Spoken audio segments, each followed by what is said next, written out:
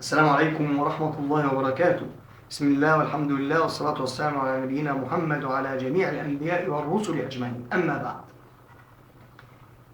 الحقيقة أنا مش هلتفت للكومنتس اللي على الكليب اللي فات، ولكن أنا بطرح قضية جدلية أحب إن النقاش فيها يبقى من غير سب وشتايم ولعن، ولكن حتى لو هتسب وتشتم وتلعن براحتك، أنا مش هرد الشتايم بشتايم، لأن ديني وقرآني وأخلاقي وإسلامي يمنعني من هذا. ولكن أنا عايز علم. إحنا في الأول وفي الآخر إحنا إخوات في الإنسانية، إحنا بشر، إحنا في مركب واحدة. أنا عايز أوصل للحقيقة، وأنت عايز توصل للحقيقة. إذا كنت عايز توصل للحقيقة، إذا كنت مش مدعي يعني مش عايز تتشهر وعايز تبقى بتلعب سياسة أو حاجة زي كده، عايز توصل للحقيقة، أوكي، أنا معاك وأنت معايا، يا ريت نوصل مع بعض للحقيقة، بس هات لي أدلة علمية. أنا بقول أن لهذا الكون إله واحد خالق، خالقي وخالق كل شيء. أنت بتقول الكلام ده غلط، فين دليلك؟ فين دليلك على صدق كلامك؟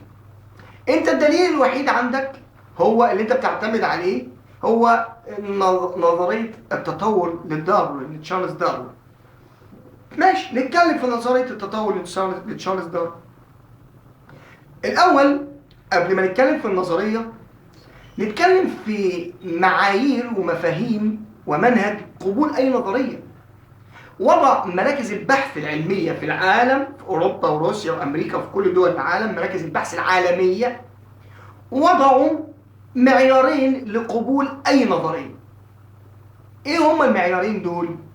قال لك أول معيار هو معيار الفرضية. يعني إيه معيار الفرضية؟ يعني إيه مفهوم الفرضية؟ يعني أن النظرية معناها، بيقول كده مفهوم الفرضية معناه كده، أن النظرية معناها هي مجموعة فرضيات متماسك بعضها مع بعض، ترى بالمشاهدة والملاحظة لظاهرة ما في الكون، ويجب أن تخضع هذه الفرضيات لأمرين اثنين، طريقين اثنين تثبت بهم هذه الفرضيات وصحة هذه الفرضيات. الأمر الأول، الطريق الأول هو أن تكون إما عن طريق المشاهدة والملاحظة المباشرة، زي مثلا نظرية نيوتن في الجاذبية. لما أجي أقول مثلا إن في جاذبية، رميت القلم ده وقع على الأرض قدامي، يبقى أنا شايف بالملاحظة المباشرة إن في جاذبية. صح الكلام ده، النظرية دي صح، كويس. وإما يبقى إما بالملاحظة والمشاهدة المباشرة، أو عن طريق إخضاع فرضيات هذه النظرية للتجارب العلمية الناجحة. يبقى ده أول معيار للحكم على أي نظرية لقبولها، معيار الفرضية. تاني معيار هو إيه المنهج البحثي والدراسي اللي أنت يا صاحب النظرية داروين وغيره سلكته وانتهجته في إثبات صحة فرضيات نظريتك. حلو كده؟ طيب نعمل إسقاط بقى على نظرية تشارلز داروين، نظرية التطور.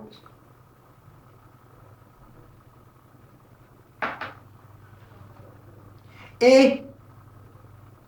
بالإسقاط على نظرية التطور هنلاقي إن تشارلز داروين نظريته كانت سنة 1859، يعني من 150 سنة أو أكتر. حلو؟ النظرية دي بتقول إيه؟ إيه النظرية؟ بتتكلم عن إيه نظرية تشارلز داروين؟ بيقول لك إن أصل الخلائق، هو لخصها في كتابين، كتاب أصل الخلائق وأصل الأنواع. إيه بيقول إيه؟ بيقول إن أصل الخلائق هي الخلية الواحدة. طب جت منين الخلية الواحدة؟ قال لك تجمعت جزيئات الخلية الواحدة داخل هذه الخلية اللي هي الأميبا عن طريق عوامل الطبيعة اللي هي الرياح والأمطار والرعد والبرق وإلى آخره. إزاي يعني؟ قال لك بالصدفة. طب يا عم شكرا. يعني ماشي، هو اللي بيقول كده في كتابه. وإزاي يا عم داروين الحاجات دي جايه، الخلية اللي دي جت منين؟ قال لك بالصدفة. طب متشكرين يا عم، ألف شكر. خلاص؟ بعد كده طيب إيه اللي حصل؟ قال لك الخلية دي الواحدة دي انقسمت وغزت تنقسم إلى خلايا ذات خليتين ثم خلايا متعددة، إلى أن تطورت وأصبحت حيوانات والطيور والنباتات وكل الأشياء دي، إلى أن ظهر مخلوق القرد، وتطور من القرد اللي هو الشمبانزي، يختار نوع الشمبانزي اللي هو أعلى سلالات القرود، أعلى أنواع القرود. كويس؟ اختاروا، قالك إنك تدرجت منه الإنسان، تطور من القرد الشمبانزي إلى أن أصبح على ما نحن عليه الآن. طيب، حلو قوي الكلام. تعال بقى نخضع هذه النظرية للمعيارين اللي احنا قلناهم دول. اترد عليه كتير من علماء كتير جدا جدا جدا.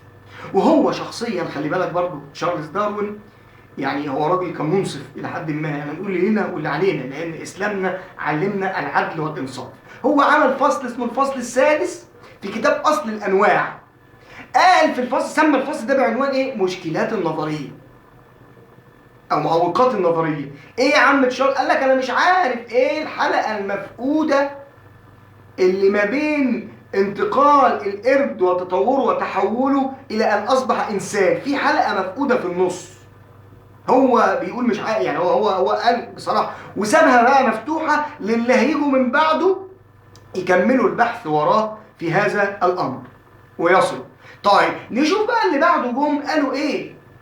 اكتشف العلم الحديث النهارده وسائل علميه كثيره وانواع من العلوم اللي استطيع بيها ان انا اكشف النقاب عن اي حفريه تقع في ايدي او يكتشفها العلماء، حفريه هيكل عظمي، يعني اعرف اكشف عن طريق العلوم الجديده دي ايه نوع الحفريه واصلها ايه ومنشأها ايه وبيئتها ايه وعمرها قد ايه بالظبط.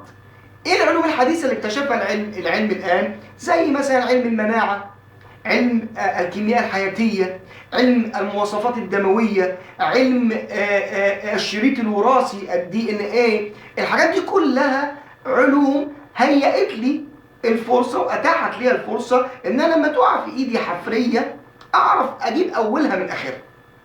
جميل. اكتشف العلماء اول انسان اكتشف العلماء في اثيوبيا اسمه جاوا في بدايه القرن العشرين. كويس. عمر جاوا ده كان حوالي 2 مليون سنه.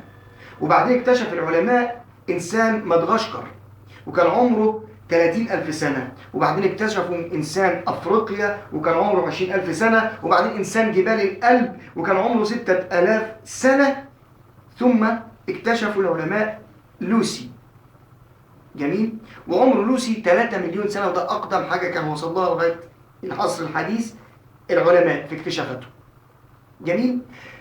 عن طريق العلماء بقى لما كانوا بيكتشفوا هؤلاء الهياكل العظمية، كان أنصار داروين بيروجوا إليهم إن هم دول بقى أصل القرود وإن الإنسان تنسل من هؤلاء وكده. جه العلم الآن وعلم الكروموسومات وعلم الفصائل الدموية قدر يحلل الجينات الوراثية وقال لك لا، الكلام ده غلط. ده الهياكل العظمية دي أصلها إنسان فريد من نوعه. إنسان فريد من نوعه، مولود مخلوق، قصدي أنا آسف، مخلوق إنسان. هو مخلوق خلق هكذا، هذا النوع فريد من نوعه، أول ما اتخلق إنسان. جميل؟ ضحضت نظرية داروين خالص. جه العلم الحديث الآن مجموعة علماء بحثية وكشفية اكتشفت سنة 94 اكتشفت هيكل عظمي جديد أطلقوا عليه اسم أردي. أردي ده عمره بيقولوا عمره 4 مليون و400 ألف سنة. بالتحليل والعلوم الجديدة والكشف والمنهج الدراسي اللي قلنا عنه المعيار الثاني، وجدوا إن أردي دي سلالة لإنسان. هي ست، هي واحدة ست عمرها طولها 120 سم. لقوا إن جيناتها الوراثية هي جينات الإنسان، وإن وجودها على الأرض قبل وجود القرد، قبل وجود القرد. كويس؟ قبل ظهور أصلا القرود على الأرض، سلالات القرود كلها على الأرض. طيب إحنا النهارده بنسأل داروين بنقول له أو هؤلاء الذين يتشدقوا بنظرية داروين وبيعتمدوا على إلحادهم بيها، بنسألهم بنقول لهم طب التطور اللي انتوا يعني التطور ده، القرود اللي موجودة النهارده دي ما تطورتش ليه؟ جميل؟ بلاش القرود اللي موجودة النهارده ما تطورتش ليه؟ احنا البني ادمين شخصيا الانسان ما تطورش ليه بقى؟ يعني بقالنا كتير قوي انسان، مش هنتطور بقى مثلا يطلع لنا جناحة ونطير؟ يعني ايه انا مش عارف. يعني انت يا عم ملحد، يعني نفسي اشوفك بجناح بتطير يعني عشان بقى تطور. انت ليه ثابت؟ يعني دي اسئله افتراضيه انا بسالها بطرحها على المشاهدين، وبقول لك يا ريت تقول لي فين الخلية الأولى؟ سؤال تاني، الخلية الأولى جت منين؟ من خالقها؟ من أنشأها؟ هو ما عرفش يرد على السؤال ده. أوبارين فلسفي شيوعي روسي من اشد كان المعجبين بداروين وملتزمين بنظريه داروين قوي يعني، وقال جمله غريبه جدا، قال كيفيه ظهور الخليه الاولى تشكل الجانب المظلم في نظريه التطور لداروين. للاسف هو كلامه كده. ديكارت فيلسوف الفرنسي قال بدأ حياته وبدأ مؤلفاته وكتبه كلها ان لا وجود للاله، لا لا لا مفيش اله، انتهى بوجود خالق لهذا الكون اسمه الاله. خلاص. نيوتن قال في آخر مؤلفاته إن في إله مكون لهذه الخلية الأولى، يجب أن يكون لهذه الخلية الأولى وجدها إله. أينشتاين صاحب نظرية النسبية اللي هم بيعتمدوا عليه قوي برضو إن هو من أشهر الملحدين، يعني مش ملحد أو حاجة. أينشتاين قال إن هذا الكون وراءه مفكر ذكي، وراءه مفكر وعقل جبار ذكي، ولا ينبغي إلا أن يكون إله. ده أينشتاين. آخر ألم وآخر ضربة وصفعة على وجوه الملحدين جميعا، باعهم الراجل ده، باعهم بقى، يعني أنا هقول عليه ده دلوقتي بقى باع الملحدين كلهم، سلمهم يعني زي ما بيقولوا كده إيه، تسليم أهالي. قعد 60 سنة يدعو للإلحاد ويدعو الناس إن مفيش إله، مفيش إله، وبعدين فجأة قال في إله. مين ده؟ أنتوني فلو، أستاذ الفلسفة البريطاني الشهير، أشهر ملحدين على عايش لغاية النهارده، عنده 80 سنة. قعد 60 سنة من عمره يدعو لعدم وجود إله ويتبع المنهج السقراطي، منهج سقراط أو أرسطو تقريبا، اللي هو تتبع الدليل لوجود الإيه؟ العمل. يعني أي شيء، أي عمل فيه لازم يتبع الدليل فيه لوجوده لإثباته. هو مؤمن بهذا المبدأ. فهو قال في كتابه، ألف كتاب اسمه There is God، هناك إله. قال إن رحلتي إلى الإله كانت رحلة عقلية أتتبع فيها البرهان والدليل بصرفية بحتة، وساقني الدليل والبرهان هذه المرة إلى وجود إله، لا إله إلا الله الخالق المبدع. نبئوني بعلم إن كنتم صادقين. لو في رد علمي عقلاني نبئوني إليه لو سمحت. أقول قولي هذا وأستغفر الله لي ولكم، والسلام عليكم ورحمة الله وبركاته.